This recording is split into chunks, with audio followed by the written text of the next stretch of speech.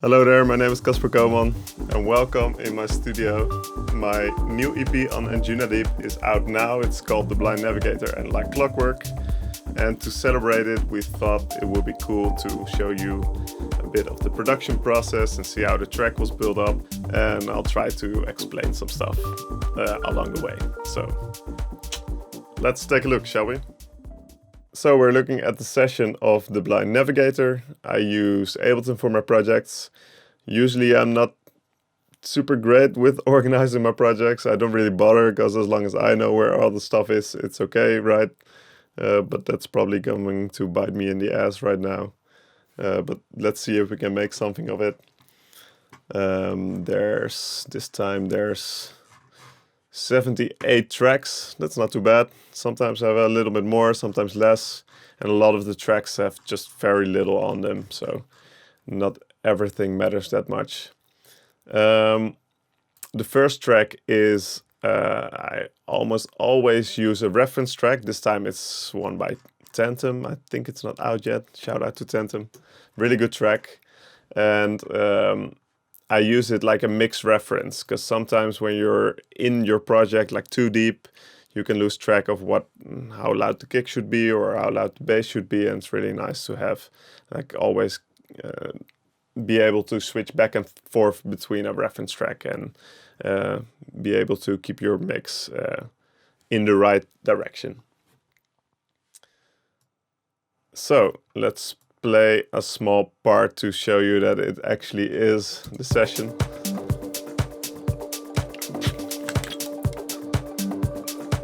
Always hydrate.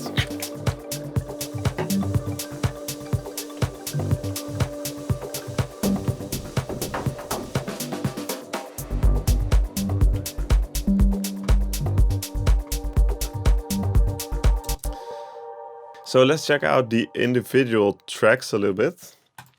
Almost always start with a kick. So this is the kick. And I have some small percussion. Some small hats. Some bigger hats. Some shakers. I have several shaker sounds and I pen them a little bit to the left and to the right, as you can see here, to give them some stereo field. Some more percussion, I think. And this is the bass.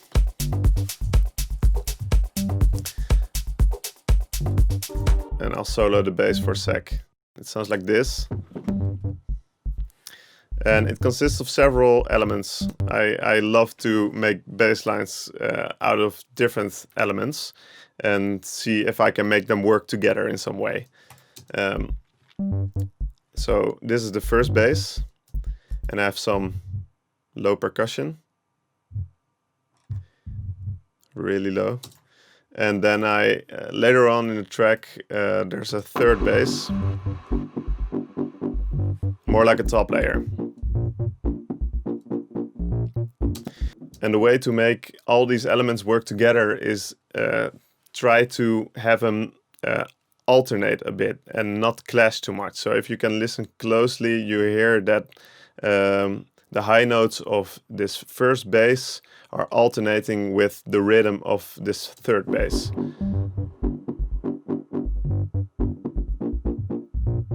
So they work together quite nicely, I think. So let's zoom in on the first bass a little bit. It's this one. And I made it using a synth that comes with Ableton 10. It's called Wavetable. It's a really simple synthesizer, but it sounds really good and it's really nice to work with. So I use it for a lot of sounds, a lot of bass lines. And over time I learned that simple sounds are often very effective. So this bass is actually just a sine wave. If I turn these effects off, it's also way softer. You can barely hear it, but it's like a simple sine wave. So let's turn the FEP filter back on. It adds a bit of distortion and a bit of warmth, and more importantly, it's not just one frequency anymore, which a sound wave is. A sound wave is just one frequency. And to make the sound a bit wider and work better on a variety of systems, it's really good to add some saturation. And I do this with this plugin. It's a really good one. So let's check out this EQ. It actually does nothing, funnily enough. I started using less and less EQ over time, actually, and started focusing more on where a sound should be in the mix. So when I'm making a sound, I check on the keyboard, where does it sound good? Is this too low? Yes, this is too low. Over here, around about here, it sounds really good. And once you focus on that and every sound is in the right register where it sounds best, you don't need all that much EQing. So I didn't even use EQ on that one. So let's check out this other bass, the more rhythmic one. Also a wavetable, pretty simple patch with some unison. And this bass line uses a trick that I love to do. It's a combination of these two plugins, the one-up filter and the decapitator. And if I turn those off, it sounds like this. Way different. And the one-up filter is a plugin by Waves, and it adds, it's like a low-pass filter, like a normal filter, but it has a bit of an analog feel, so it adds a bit of distortion as well, and like a nice resonance curve. And that resonance curve, if you put it through a distortion plugin, it gets a lot more emphasis. So you get the darker sound of the filter, like this. You can almost hear the resonance curve, and with the distortion on it, I think that sounds really nice.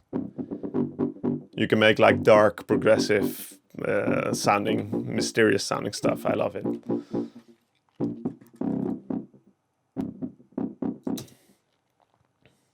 So that was the bass group. Together they sound like this one more time. And let's continue. Some more percussion sounds, some claps, more percussion. Oh yeah. This is a layer of like nature sounds recorded in India. Not by me, although I was in India last year and I recorded some sounds, but when I wanted to use them, I left my recorder at home and I just used the sample that I already had in the sound bank. So, lazy me. It could have been my own, but now it isn't. But it still sounds cool. Alright. Like 99% of the time I use a 909 ride right now. Because I was always looking for different rides, and the 909 one always sounds good to me. So.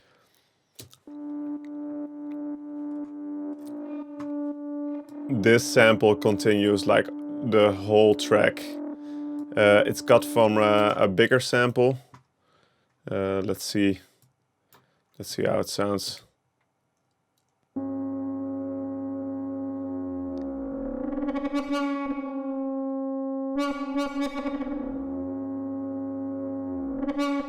So that was the original sample, pretty cool. I tuned it a bit and I cut it up in a loop that fit the track. And I just let it play the whole track. Okay, now let's check out the lead. And the lead sound, there's actually two lead sounds, but the melody, it's like a sine wave. Also wavetable, again. Yeah, it's like it's super simple, but I love the simple sounds. And if you listen closely, you can hear there's a delay on there which is pitching a bit, and that's what gives it like a mysterious feel to it.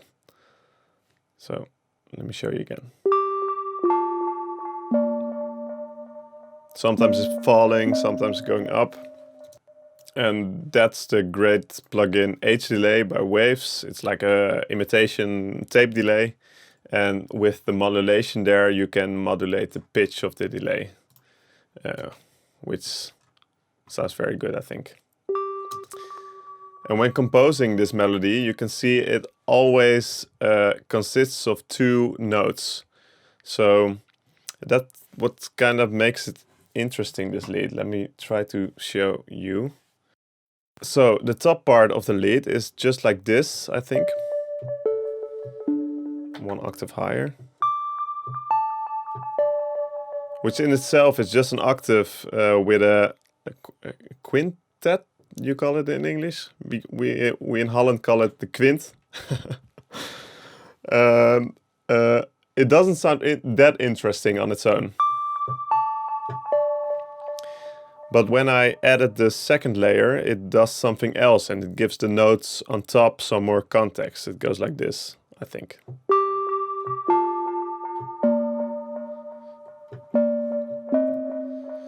So suddenly you have a more of a context for the melody. So I composed this melody all the way with like trying to write 2 melodies against each other that work together really well.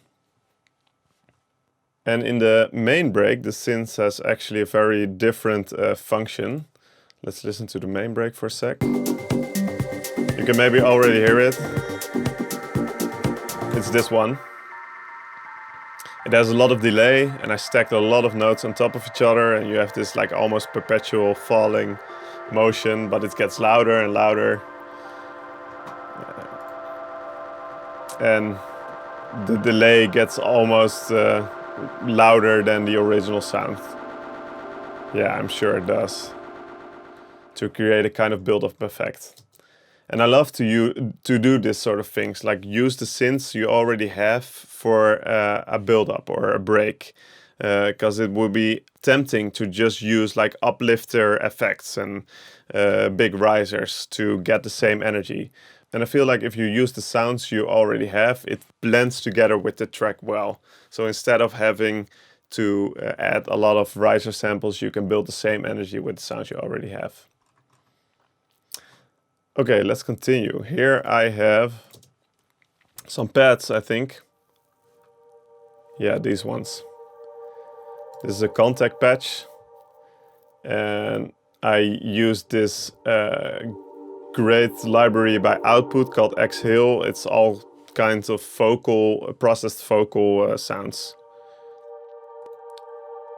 And I just played 2 chords and I almost use those 2 chords through the whole track. They work on different bassline keys. So here you have the violins that come in halfway through the track. And you can see this beat repeat here. It's almost like the glitching effect that you can hear every now and then. And I love this. This is like a really classical instrument that is somehow not supposed to sound like that. And then you have this really digital, like glitchy effect on top of it. It contrasts each other really well. And yeah, I like the effect that it gives.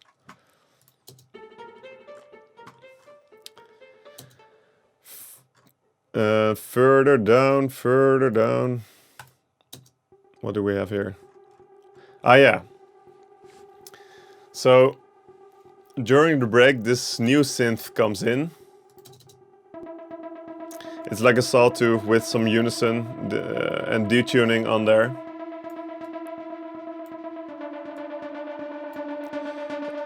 And in the break, it is like almost like the other synth. It works together with this one. It has this build-up function.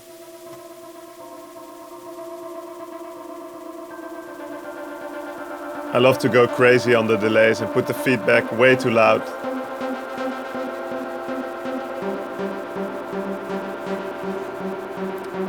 Yeah, where are we at? So first it has this function of a build-up, and then it gets used as a variation to give the track some more energy after the break, which sounds like this.